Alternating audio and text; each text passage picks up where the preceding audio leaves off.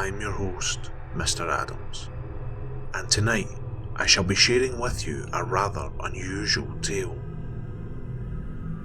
The tale of the man in the shower. I don't even know where to start with all this. It doesn't make sense, and I don't even know why I'm telling you this. Probably because for the first time I'm feeling fear. I was standing in the bathroom.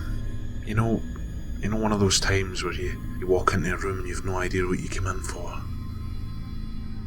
Well, I was standing and happened to glance at the mirror, and that's when I saw him. I'm really struggling to tell you this. His face, his eyes. I need to think. How could this have happened? Why is he in my bathroom?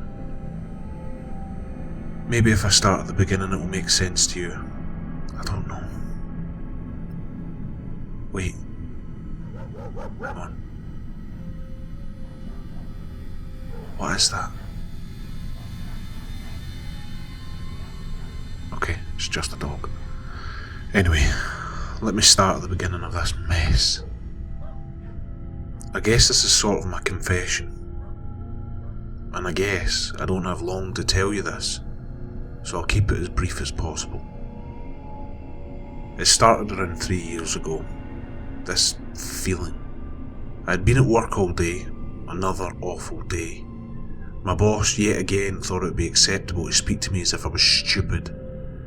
I really hate when people do that. Really hate.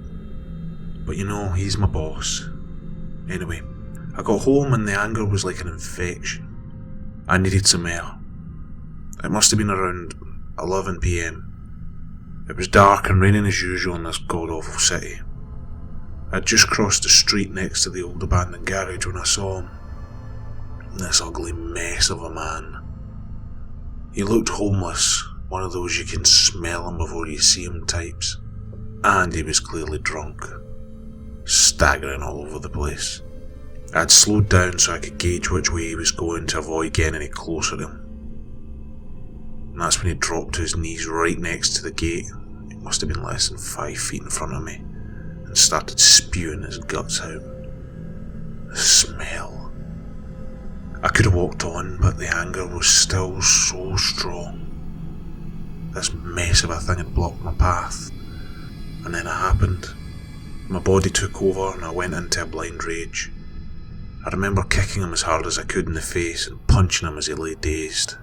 I dragged him around the side of the garage, and he screamed the whole time a whole load of nonsense at me.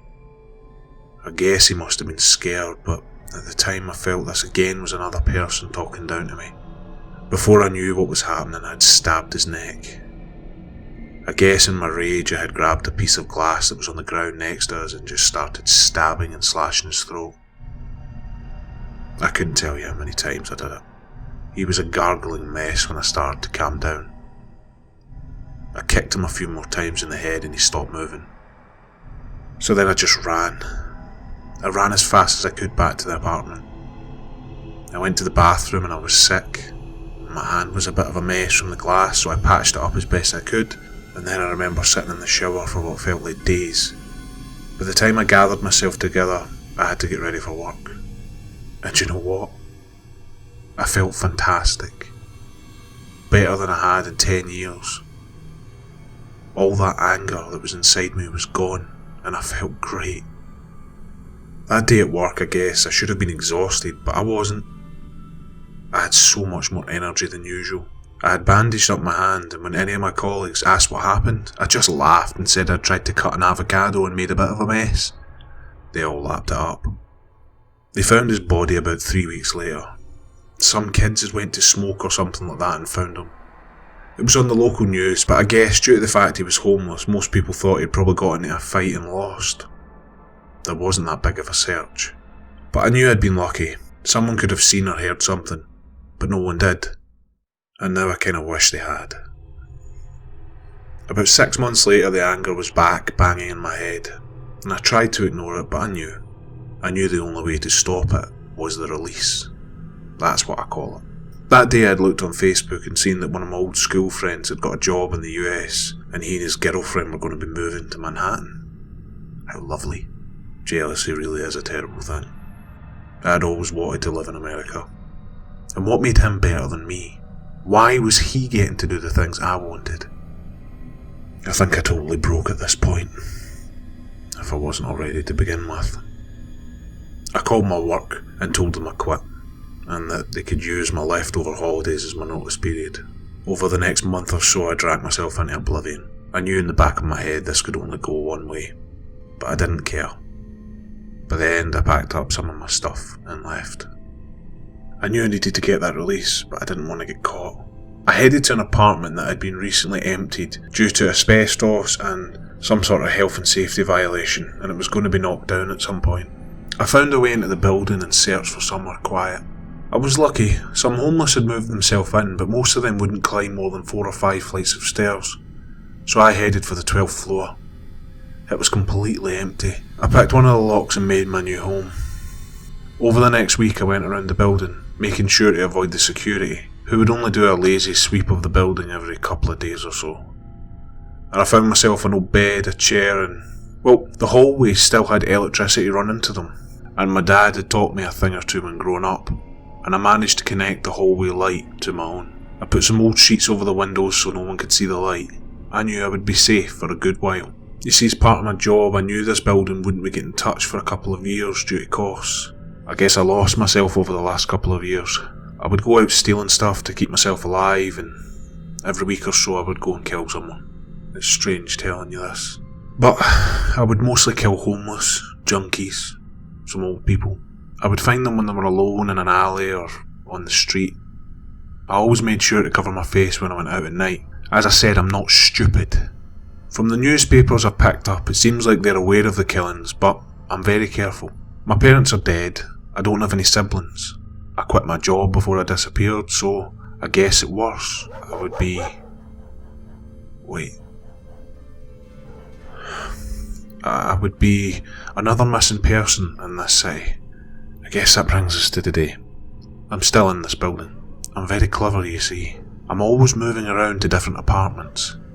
I was even planning on finding a different one at the start of the year, but this whole COVID thing arrived and suddenly things began to be a lot easier. I knew that any plans to demolish this building would have been delayed. Like I said, I'm not stupid. I guess I made a mistake. And that's why he's in my shower. I just don't understand though. Of all the people I've killed, I've never seen someone's face look so wrong. His eyes. The barking. It's getting closer. They found me. I just can't get past what's happened. How could I be so stupid? I could have become one of the greatest serial killers of all time if I hadn't done this. They sound like they're on the floor below. Oh God, but his face. Why does it look like that? I've never really felt fear. But I do now. Of all the people I've killed, I've gained something. But why did I do this? Why did I kill him? Why did I kill myself? They're at the door.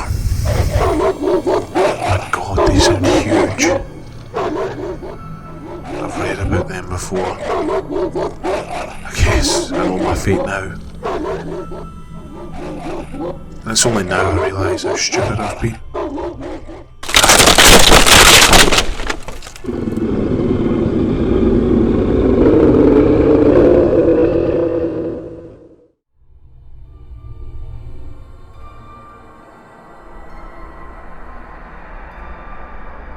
I've been your host, Mr. Addams. Good night.